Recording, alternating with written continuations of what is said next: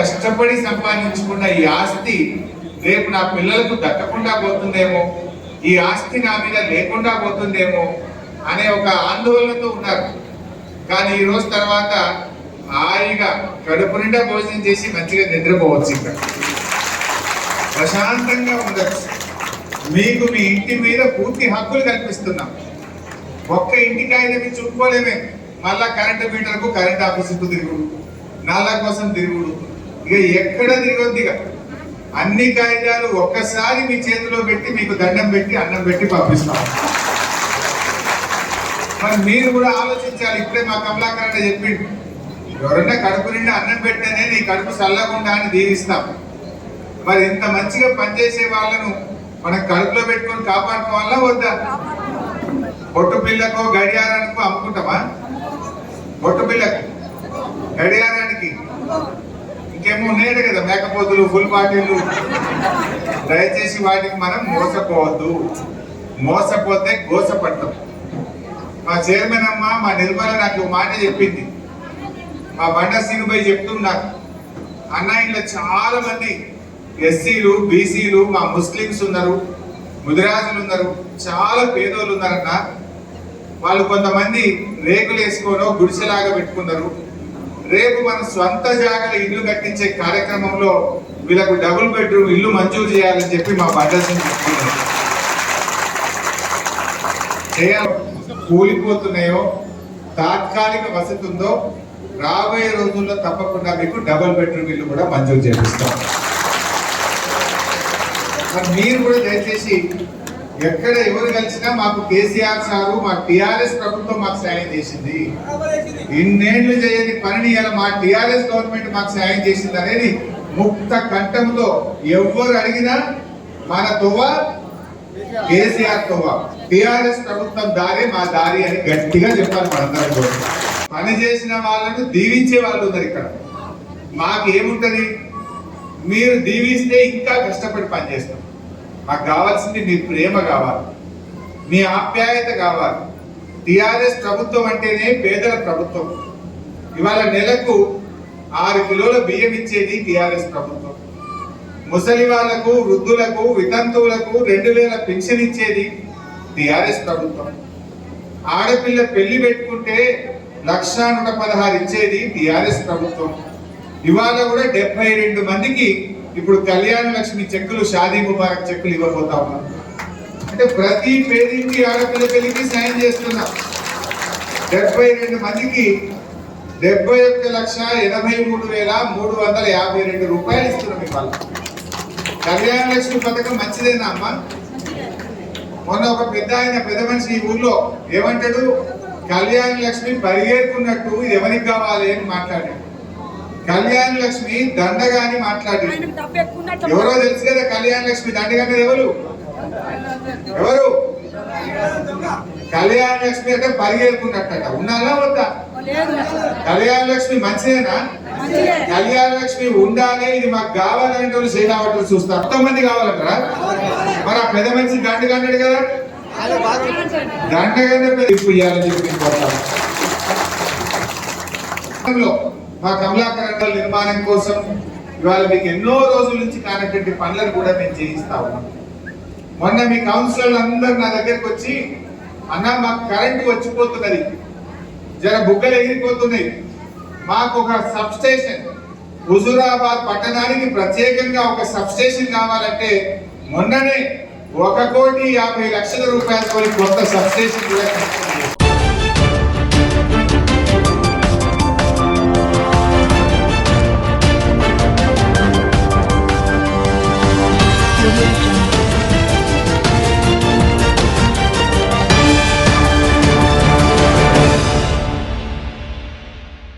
UB కార్మికులకు పూర్తి స్థాయిలో పని దినాలు కల్పించాలి.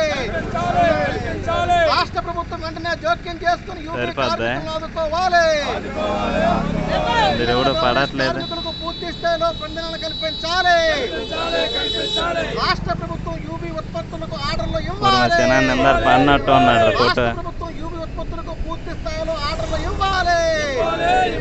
యూబీ కార్మికులకు ఉపాధి కల్పించాలి. యూబీ కార్మికులకు పూర్తి స్థాయిలో పనిదినాలు కల్పించాలి. కాకల మంటలు ఇస్తున్న యూపీ కార్మికులు రాష్ట్ర ప్రభుత్వం ఆదుకోవాలి. అడ్డాకుల ద్వారా పట్టిస్తున్న యూపీ కార్మికులు రాష్ట్ర ప్రభుత్వం ఆదుకోవాలి. యూపీ కార్మికుల సమస్యలు వెంటనే పరిష్కారం చేయాలి. యూపీ కార్మికులను ఆదుకోవాలి. శ్రీకాకుళం జిల్లా రణస్థలం మండలం బంటుపల్లి గ్రామం వద్ద గల ఇండియన్ బ్రవరీస్ పరిశ్రమలో కార్మికులకు గత 2 సంవత్సరాలుగా పూర్తి స్థాయిలో పనులను కల్పించడం లేదు. పూర్తి స్థాయిలో పనులను కల్పించాలని చెప్పి యాజమాన్యం అడిగితే యాజమాన్యమేమో రాష్ట్ర ప్రభుత్వం మాకు ఆర్డర్లు ఇవ్వట్లేదు కాబట్టి మేము మీకు పూర్తి స్థాయిలో పనులు కల్పించలేకపోతున్నాం చెప్తూ ఉంది. ఈరోజు కార్మికులకు నెలకు 4,000 రూపాయలు మించి వేతనం రావడం లేదు. దీనితో కార్మికులు ఇంటెత్తిని కట్టలేక కుటుంబంలో పోషించుకోలేక తీవ్ర ఆర్థిక ఇబ్బందులు పడుతున్నారు. దాఖలతో గత 2 ఏళ్లుగా అలమటిస్తున్నారు. రోడ్డును పడి ఆవేదన చెందుతున్నారు. కాబట్టి వెంటనే రాష్ట్ర ప్రభుత్వం జోక్యం చేసుకొని ప్రతిష్టంభన వీడి యూబీ ఉత్పత్తులకు ఆర్డర్ ఇచ్చి యూబీ కార్మికులకు పూర్తి స్థాయిలో పనులు కల్పించేలాగా తగు చర్యలు తీసుకోవాలని కోరుతున్నాం. 96 రోజులుగా ఈరోజు నిరసన దీక్షలు చేపట్టడం జరిగింది. అనేక రూపాల్లో కలెక్టర్ గారికి, మంత్రులకు, స్పీకర్ గారికి, ప్రజాప్రతినిధులకు అందరికీ వింతపత్రాలు ఇచ్చాం. అయినప్పటికీ ఈరోజు సమస్య పరిష్కారం కాలేదు. సమస్య పరిష్కారం కాకపోవడంతో కార్మికులు రోజు ఇబ్బందులు పడుతున్నారు. ఒక పక్క కార్మికులు రోజు గేటుకు డ్యూటీకి వచ్చి అనేక మందికి ఏమో డ్యూటీ లేదంటే మళ్ళీ తిరిగి వెనక్కి పరిస్థితి కూడా ఈరోజు వస్తుంది.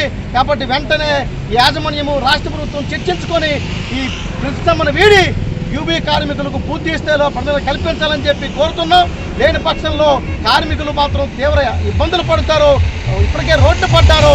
పెద్ద ఎత్తున ఆకలి మంటల పోరాటం అనేది పెద్ద ఎత్తున చేపడతామని చెప్పి ఈరోజు రాష్ట్ర ప్రభుత్వానికి తెలియజేస్తున్నాం.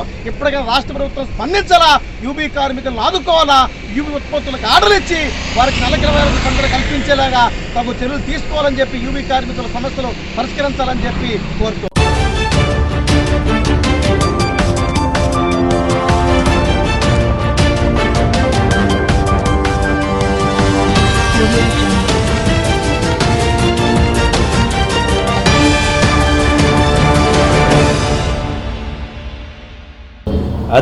అమెరికా అధ్యక్షుడితో జరిగేటువంటి సమావేశం చాలా ప్రాముఖ్యత కూడుకుంది. ఇది కొత్తగా వచ్చాడు కాబట్టి కొత్తగా వచ్చినప్పుడు పాత విధానం కొన్ని మార్పులు తీసుకోవాల్సిన అవసరం ఉంది. ఇప్పుడే మోడీ గారు వారితో మాట్లాడాల్సిన అవసరం ఉంటుందంటే మనకు పెట్రోల్ డీజిల్ ఛార్జీలు విపరీతంగా పెరిగిపోతున్నాయి. ఇప్పుడు ఎంత పెరుగుతున్నాయంటే అంతర్జాతీయ స్థాయిలో క్రూడ్ ఆయిల్ $70 ఒక బ్యారెల్ ఉంటే ఇప్పుడు $110 పైన పెట్రోల్ ధర పెరిగిపోతాం. ఇంకా తగ్గాల్సింది. అంతర్జాతీయ స్థాయిలో క్రూడ్ ఆయిల్ తగ్గుతుంది, మనకు వచ్చే కానీ పెట్రోల్ డీజిల్ పెరుగుతుంది. అదేమంటే ట్యాక్సులు అతని కంటే గనులు అచంట మల్లనని కేంద్రం ఒక 30% వేస్తే రాష్ట్రం ఒక 30% వేస్తే 60% ఎక్సైజ్ వసూలు చేస్తారు. ఇప్పుడు మనకు అతి తక్కువ చౌకైన పద్ధతుల్లో ఆయిల్ పంపడానికి ఇరాన్ సిద్ధంగా ఉంది, వెనుజులా సిద్ధంగా ఉంది. వెనుజులాలో కూడా అత్యంత ఉత్పత్తి కేంద్రం అది ఆయిల్కి. ఈ 2 దేశాలు మన దేశానికి అడుగుతా ఉన్నాయి, మీరు బియ్యం వేయండి మాకు చాలు, మేము మీకు గ్రేడ్ ఇస్తామని అడుగుతాం. పాకిస్తాన్ మీదుగా పైప్ లైన్ వేసుకొని రావాలి. అందరూ ఒప్పుకున్నారు. అందరూ ఒప్పుకొని ఒక బేరం వచ్చే సమయానికి మోడీ అడ్డం కొట్టాడు. మోడీ గారు ట్రంప్ అడ్డం కొట్టాడు. అమెరికన్ గవర్నమెంట్ సంబంధం లేకుండా వాళ్ళు ఇవ్వడానికి సిద్ధంగా లేరు, మనం తీసుకునే సిద్ధంగా లేదు. ఎందుకు అమెరికా మోకాళ్ళ దగ్గర నిలగాల్సిన అవసరం కిందకి వచ్చింది? మన దేశానికి ఉపయోగపడేటువంటి పనులపై గట్టిగా ఆర్థిక అడగలేకపోతున్నాం. వాళ్ళ అనుమతి ఎందుకు మనకు? వెనుజులా నుంచి, ఇరాన్ నుంచి మన ఆయిల్ తీసుకోవడానికి అమెరికా అనుమతి మనకెందుకు? అవసరం లేదు కదా. అంటే ఇరాన్కు అమెరికాకు పడదు కాబట్టి, వెనుజులాకు అమెరికాకు పడదు కాబట్టి. వెనుజులా అంటే అది communist country, Iran communist country కాదు, అయితే అమెరికాకు వ్యతిరేకమైనటువంటి దేశం. కాబట్టి వీళ్ళని ఇబ్బంది పెట్టాలని చెప్పేసి ఆపితే మన ఎందుకు ఇబ్బంది పడాలని మన ఇబ్బంది పడుతుంది. ఇప్పుడు అడగండి మోడీ గారు, అయ్యా పోయినావు కదా బ్రహ్మాండంగా, కొత్తగా అమెరికా అధ్యక్షుడు వచ్చాడు కదా, అది ఉపాధ్యక్షుడు మన భారతదేశం మనిషి, సౌత్ ఇండియా మనిషి. ఆమెకి వెళ్ళి ప్రత్యేకంగా కానుకలు ఇచ్చావు, చాలా యాక్టివ్ అయినటువంటి మనిషి ఆమె. మరి అటువంటిప్పుడు మన దేశానికి సహాయం అడగచ్చు కదా. అమెరికా ఉపాధ్యక్షురాలని అడిగి మా అభ్యంతరం అక్కడ చేయండి చెప్పి అడగకూడదు.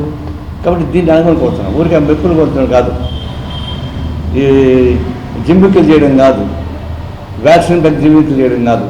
మన దేశానికి నిజమైనటువంటి సహాయం కావాలంటే ఈ పర్యటనలోనే వెనిజులా నుంచి, ఇరాన్ నుంచి ఆయిల్ మనం తీసుకోవడానికి వాళ్ళు అభ్యంతరం పెట్టకూడదు. వాళ్ళు అభ్యంతరం పెట్టే వాళ్ళు కొనుగోలు చేయాలి, అది నా ఉద్దేశం. దానికి అమెరికా బానిసలుగా మారమాకండి, అమెరికా మిత్రులుగా మారండి నాకు అభ్యంతరం. అంతేగాని బానిసలుగా మారి వచ్చి మాట ఎంతో మంచిది కాదు. దీన్ని మేము ఖచ్చితంగా మోడీని అనుకుంటున్నాం చేస్తాడని, చేయకుండా పోతే ఆ దేశానికి న్యాయం చేసే పని కాదని చెప్పేసి మాత్రమే నేను చెప్పగలను.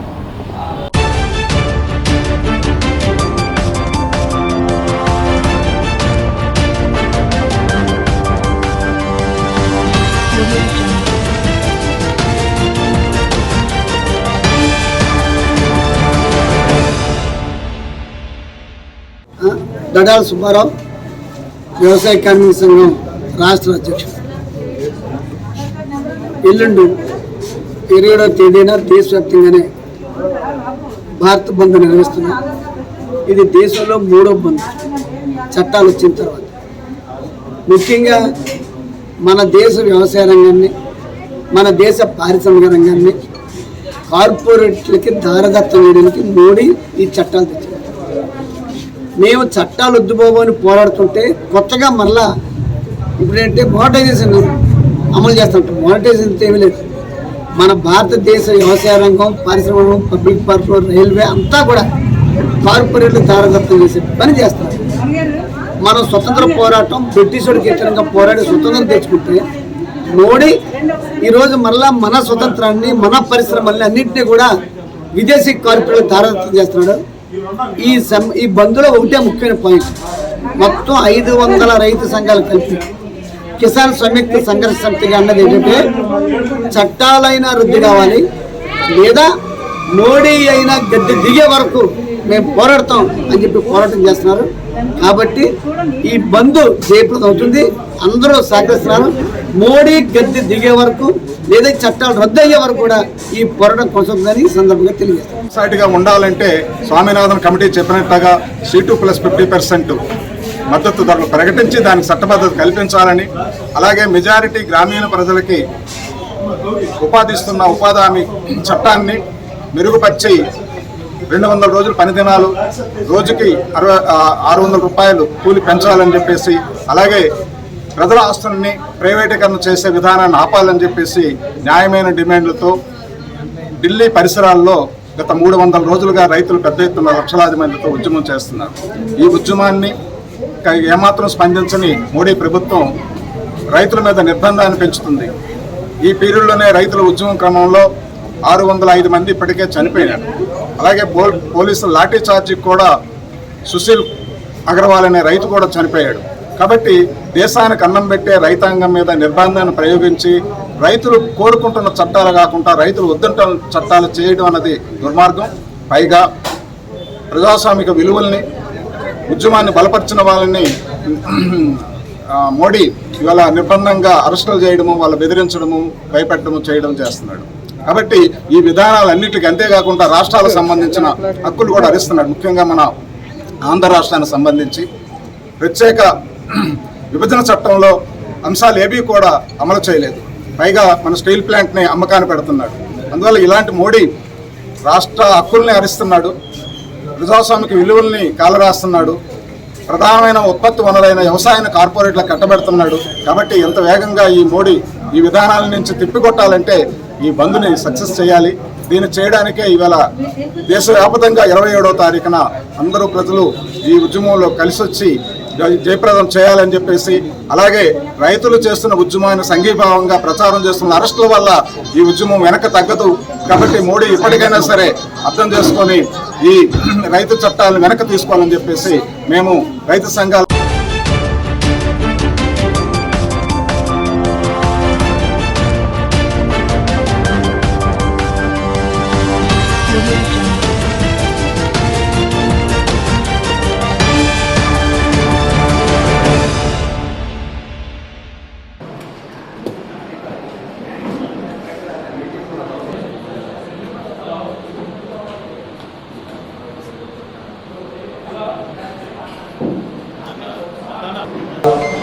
ఈ యొక్క ఫెడరేషన్ల సమితి రాష్ట్ర అధ్యక్షులు దుర్గారావు గారు మరియు ప్రధాన కార్యదర్శి యుగంధర్ గారు, ఆ కమిటీకి సంబంధించినటువంటి సభ్యులు అహ్మద్ హుసేన్ గారు మరియు ఉపాధ్యక్షులు గారు అందరికీ కూడా కరీంనగర్ జిల్లా తరఫు నుంచి స్వాగతం, సుస్వాగతం.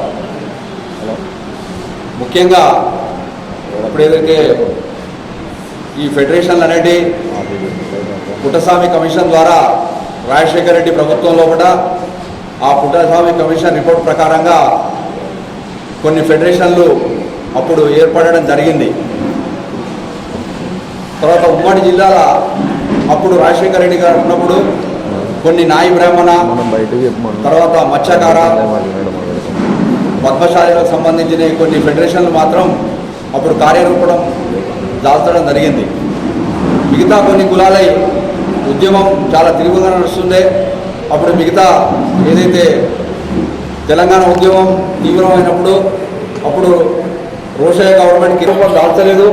అందులో కూడా కొన్ని ఏదైతే ఇప్పటికీ కూడా ఉమ్మడి రాష్ట్రంగానే ఉన్నవి, వాటికి బడ్జెట్ కూడా మన తెలంగాణ ప్రభుత్వం కేటాయించడం జరిగింది.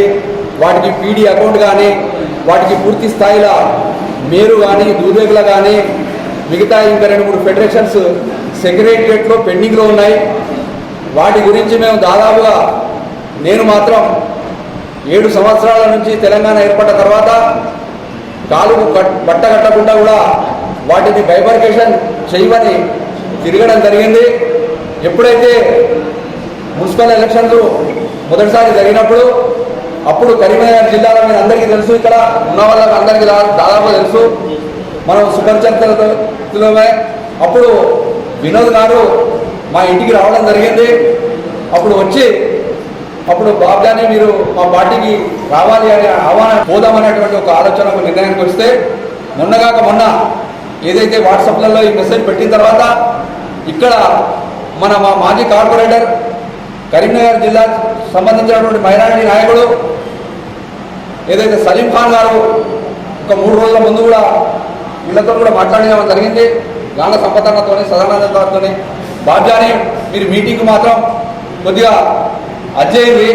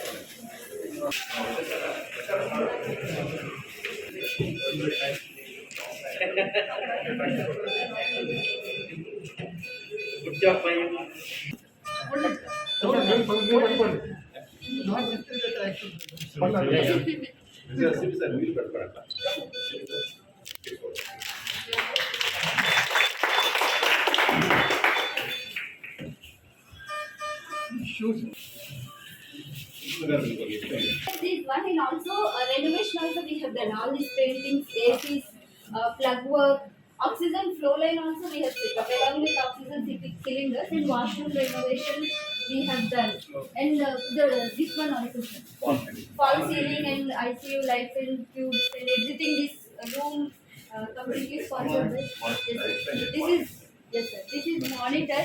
Like this measures 5 parameters in the body.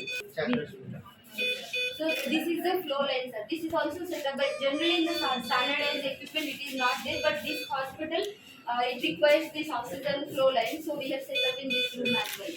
So we have worked more with the support of NARI sir for this hospital, like along with standardized. 15 oxygen cylinder bank. Yes, sir. 25 oxygen. 47 liters of each cylinder.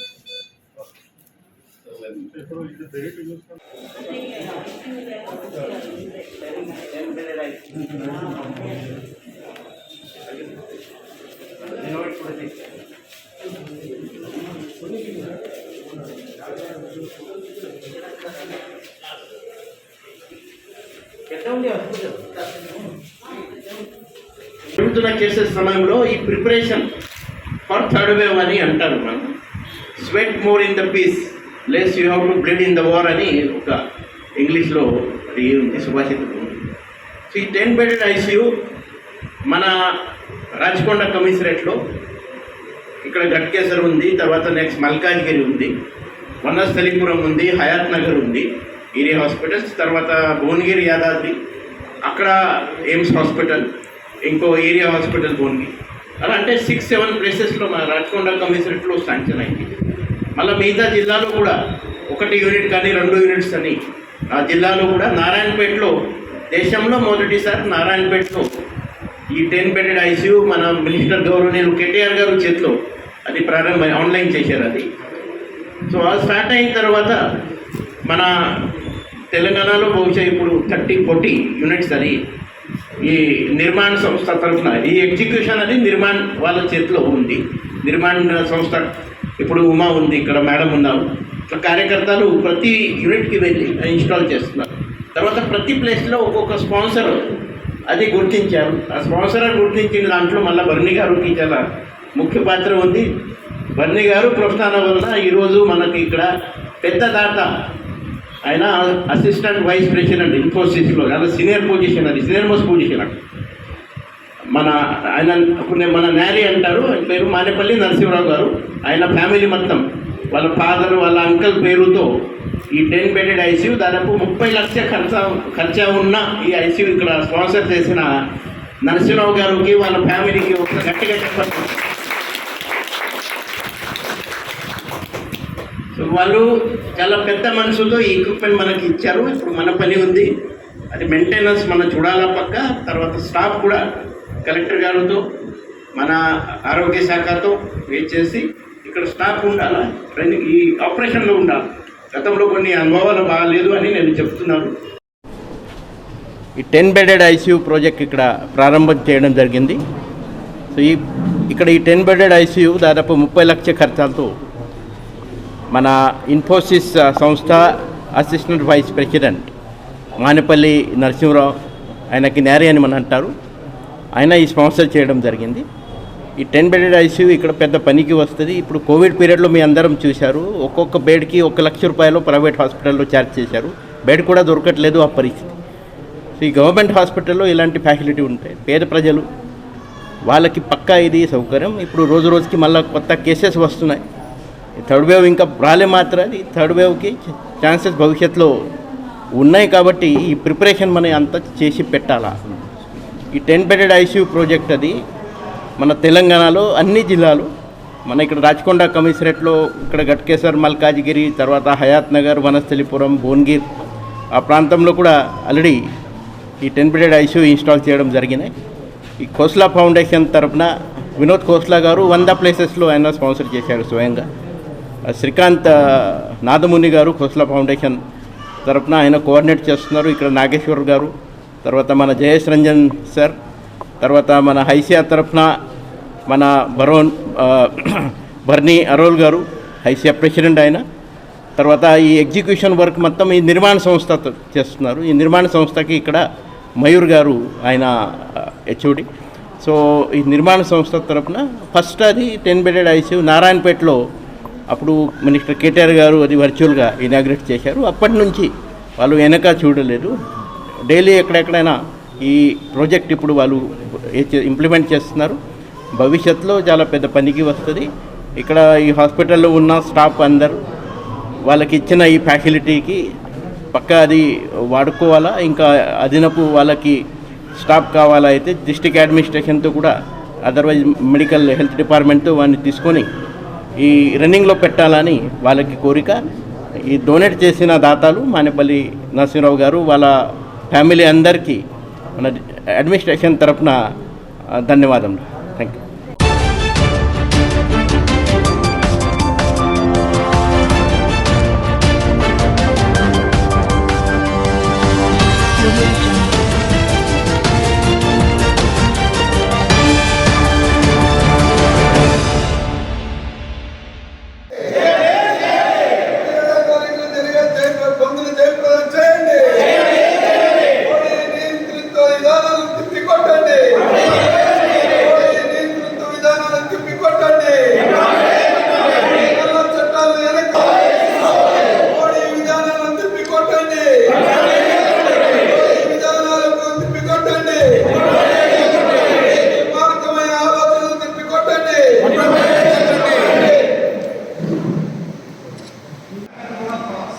వ్యవహరించిన పరిస్థితి మనం చూస్తా ఉన్నాం. రాజీవ్ గాంధీ కుమారుగా ఉన్న చాలా స్పష్టంగా చెప్పారు ఏంటంటే ఈ దేశంలో ప్రజల కొనుగోలు శక్తి అనేది తగ్గిపోతా ఉంది, రైతాంగానికి అండగా ఉండాలి వచ్చి ఆ వ్యవసాయాన్ని ఈరోజు కార్పొరేట్ కంపెనీకి అన్నిటికీ అందిస్తున్న పరిస్థితి మనందరం కూడా చూస్తూ ఉన్నాం. మిగతా ప్రైవేటైజేషన్కి సంబంధించి మనందరూ కూడా మీకు అందరూ కూడా తెలుసు. కానీ స్వతంత్రం వచ్చిన తర్వాత సుమారు 24 చట్టాలు కార్మికులు పోరాడి సంపాదించుకున్న 24 కార్మిక చట్టాలను చుట్టేసి 4 లేబర్ కోడ్లుగా తయారు చేసి పెట్టుబడిదారులకి బీజేపీ దారాదత్తం చేసిందనేది ఈ సందర్భంగా మీ దృష్టికి తీసుకొస్తున్నాను. స్వతంత్రం వచ్చిన తర్వాత ఇప్పటి వరకు మనం చూసేటట్టయితే బ్లాక్ మార్కెట్ ఎక్కడైతే పరిమితికి మించి ఎవరైనా అక్కడ వాళ్ళు స్టాక్ పెట్టారో ఆ స్టాక్ని ఎటువంటి పరిస్థితుల్లోనైనా సివిల్ సర్వీస్ అధికారులందరూ కూడా ఎవరైనా సరే ఇది బ్లాక్ మార్కెట్ అని స్వాధీనం చేసుకునే పరిస్థితి ఉండేది. ఈరోజు బ్లాక్ మార్కెట్ లేదు. ఏ షాపుకైనా ఎంతైనా స్టాక్ చేసుకోవచ్చు, ఎక్కడైనా స్టాక్ చేసుకోవచ్చు, ఎంతకైనా అమ్ముకోవచ్చు. ఇది నరేంద్ర మోడీ బీజేపీ ప్రభుత్వం తాలూకా చేసిన ఒక దుష్టమైన చట్టం అనేది. సరైన మిగతా పెద్దలందరూ కూడా ధన్యవాదాలు తెలియజేస్తాం. సోదరులారా, నా పేరు కృష్ణమూర్తి, బ్రహ్మ కృష్ణమూర్తి, సిపిఎం పార్టీ జిల్లా కార్యదర్శిగా ఉన్నాను. ఈరోజు ఒక ప్రత్యేకమైన ప్రాధాన్యత దేశంలో సంతరించుకుంటాం. అది కమ్యూనిస్టులు కానీ కాంగ్రెస్ కానీ నాయకులతో దేశ ప్రమాదాన్ని పక్కన నెట్టాల్సిన పరిస్థితి ఈరోజు మన ముందు ఉంది అనేది మనకు అర్థమవుతాం. వాస్తవంగా 27వ తేదీ ఇచ్చిన బంధుకి అవి 500 రైతు సంఘాలన్నీ కూడా పిలిపించారు. ఆ పిలుపుని పార్టీ అనేది జరిగింది. ఒక్క బీజేపీ మినహాయిస్తే ఈరోజు ప్రాంతీయ కానీ అన్నింటినీ కూడా ఈ బంధుని జయప్రదం చేసి ఖచ్చితంగా కేంద్ర ప్రభుత్వం అయితే ఈ భారతదేశానికి ఆనందాన్ని పొందుతున్నారంటే అతిశయోక్తి కాదు. ఎవరి కోసం ఈ చట్టాలు ఇచ్చారు? ఈ రైతు కార్మిక చట్టాలు ఎవరి కోసం ఇచ్చారు? పెద్దల కోసం, కార్పొరేట్ సంస్థల కోసం, అంబానీ ఆదాయాల కోసం ఈ కార్మిక చట్టాలను ఇచ్చారు.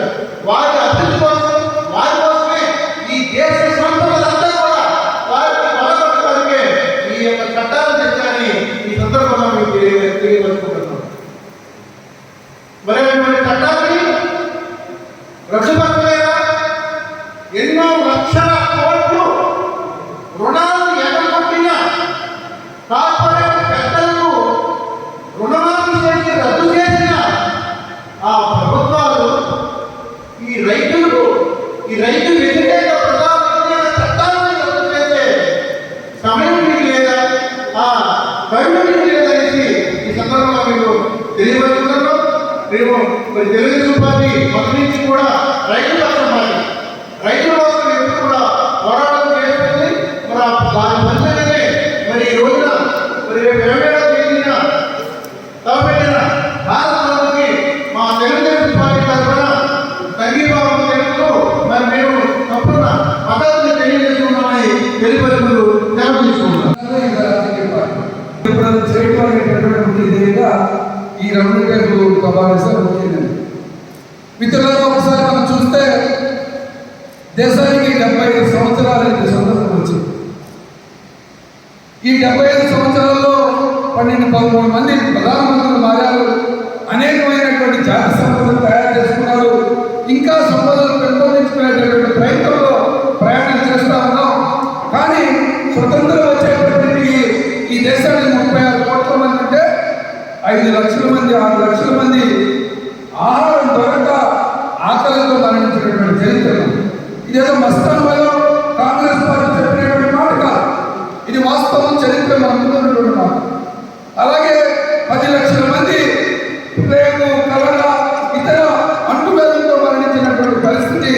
అటువంటి పరిస్థితుల్లో మన దేశానికి స్వతంత్రం వచ్చినప్పుడు ఆ రోజు నుంచి మొదలు పెట్టుకొని ఈ రోజు వరకు కూడా దేశానికి 36 కోట్ల నుంచి 130 కోట్ల మందికి జనం వచ్చాం. ఇవాళ ఆహార ధాన్యాలు భారతీయులకు సరిపడా ఆహార ధాన్యాలు పండించుకునే స్థాయికి వచ్చాం. దేశంలో ఉన్నటువంటి వ్యవసాయ రంగానికి కావాల్సినటువంటి నీటిపారుదల రంగాన్ని మెరుగుపరుచుకున్నాం.